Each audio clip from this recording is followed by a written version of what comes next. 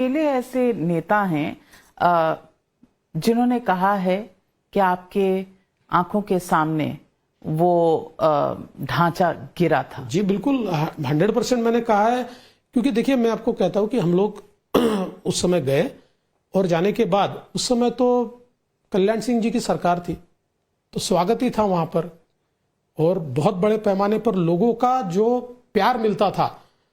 कहीं पर भी चले जाओ लोग खाना खिलाते थे, लोग कपड़े देते थे, मानो मेहमान आए हैं, इस प्रकार से लोग वहां पर अयोध्या में स्वागत करते थे। और वहां हमारा कैंप भी लगा हुआ था और वहां अयोध्या में कालाराम मंदिर है, तो हम लोग जाकर कालाराम मंदिर में रुके। और फिर मुझे आज भी याद है कि एक दिन पहले यानी 5 दिसंबर को हमको ये कहा गया था कि देखो रोज शाम को सबको एकत्रित किया जाता था वहां, तो हमको बताया गया था कल कार सेवा करनी है, 6 दिसंबर है, और हम लोगों को कार सेवा के रूप में एक एक मुट्ठी हमको जो मिट्टी मिलेगी वो मिट्टी ले जाकर हमको वहां डालनी है।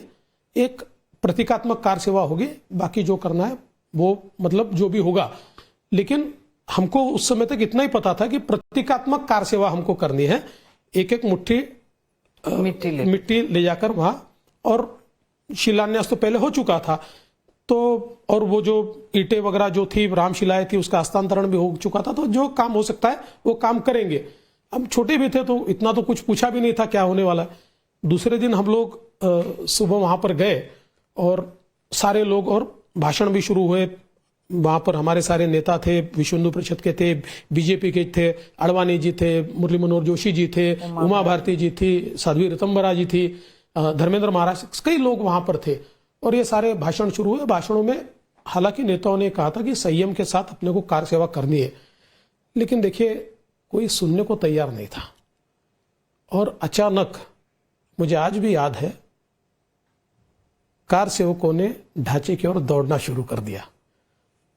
ऐसा ढांचा है, थोड़ा ऊपर है, फिर एक कंपाउंड लगा हुआ है तार का, और नीचे में थोड़ी और जगह, और फिर सारे लोग वहां पर ये सभा जैसा ये सब चल रहा है।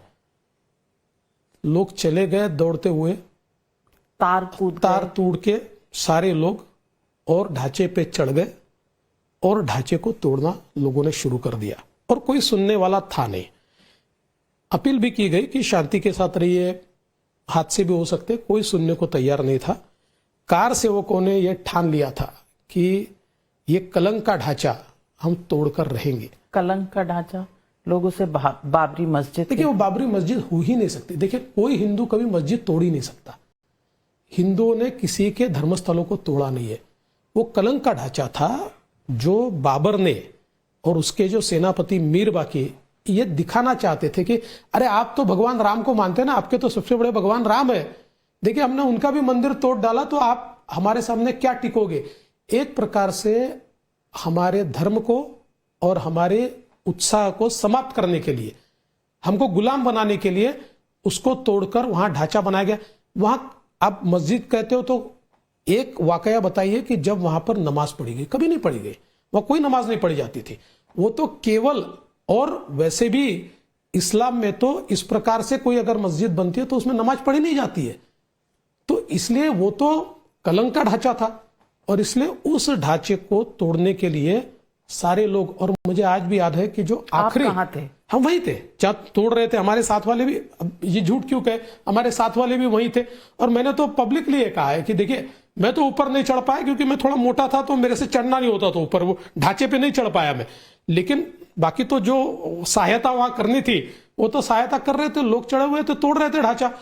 और ये जो ढांचा है, ये ढांचा, 2 ढांचे तो गिर गए, तीसरा ढांचा ये मुझे याद है शायद 4, साढ़े 4, 5 बज रहे थे, वो टूट नहीं रहा था, मतलब पूरी तरीके से। लोग भी थोड़े अस्वस्थ थे, नारे लग रहे थे, एक धक्का और दो, बाबरी ढांचा तोड़ दो वगैरह। और अचानक फिर वो ढांचा भी टूटा।